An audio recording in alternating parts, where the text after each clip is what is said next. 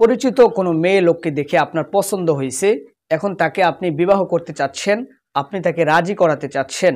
এখন আপনি কোন তদবির করলে কাজ হবে, কি করলে কাজ হবে, এই বিষয়টা আপনাকে এখন ভেঙে ভেঙে বলে দিব। তো দিনী ভাই বোনেরা, আশা করি সম্পূর্ণ আলোচনাটি মনোযোগ সহকারে শুনবেন এবং কমেন্ট করবেন যদি কোনো কিছু জানার থাকে।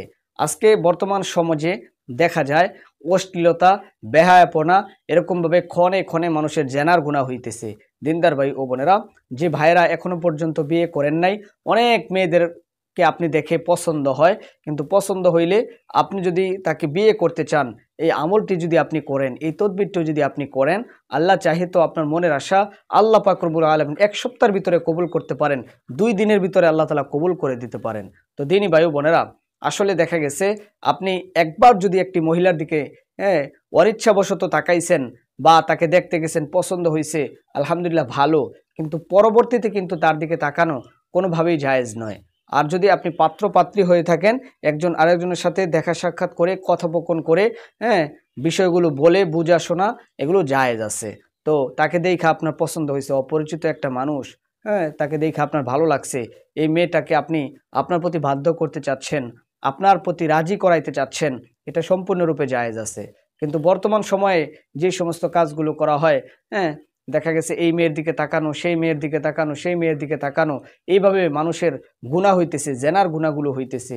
আপনি যে কোনো একটা মানুষকে, অপরিচিত একটা মানুষকে দেখা তার বাড়িতে প্রস্তাব নিছেন, যে কোনোভাবে তাকে পছন্দ হয়েছে, এখন তাদের পরিবার রাজি হচ্ছে না, বা আপনি তাকে পেতে চাচ্ছেন সহধর্মিণী হিসাবে, তো আপনি আল্লাহর কাছে এই সমস্ত তদবিরগুলো করে আপনি চাইতে পারেন।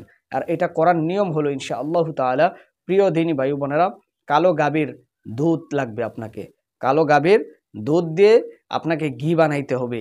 এই ঘিয়ের মধ্যে সলিতা বানাইয়া একটা নকশা আপনাকে স্ক্রিনের মধ্যে দিয়ে দিলাম। এই স্ক্রিনের মধ্যে এই নকশাটা দেখে আপনি যদি পারেন জাফরান কালি দিয়ে লিখবেন। লেখার পরে ওই মেয়েটার নাম এবং তার মায়ের নামটা লিখবেন নিচে। লেখার পরে এটাকে সলিতা বানাইবেন অথবা তাবিজের ভিতরে ভরবেন। ভরে আপনি অবশ্যই অবশ্যই 7টা খণ্ড করবেন।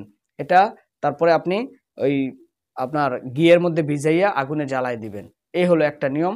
আরেকটা নিয়ম হলো, আপনি ওই মেয়েটার যদি কোনো কাপড়ের খণ্ড নিতে পারেন, ওই মেয়েটার কাপড়ের একটা খণ্ড যদি নিতে পারেন, এই খণ্ডটার মধ্যে 7টা টুকরা করবেন, করে এই নকশাটা লিখবেন। নকশাটা লিখে নিচে তার নাম দিবেন, তার মায়ের নাম দিবেন।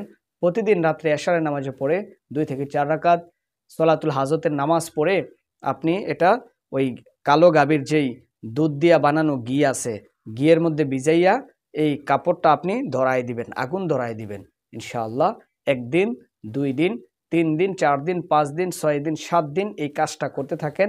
দেখেন তারপরে কি ফলাফল হয়। এই মেয়ে আপনার জন্য রাজি হবে, প্রস্তাবে রাজি হবে, সব কিছু ঠিক হয়ে যাবে, আপনার মনের আশা কবুল হবে।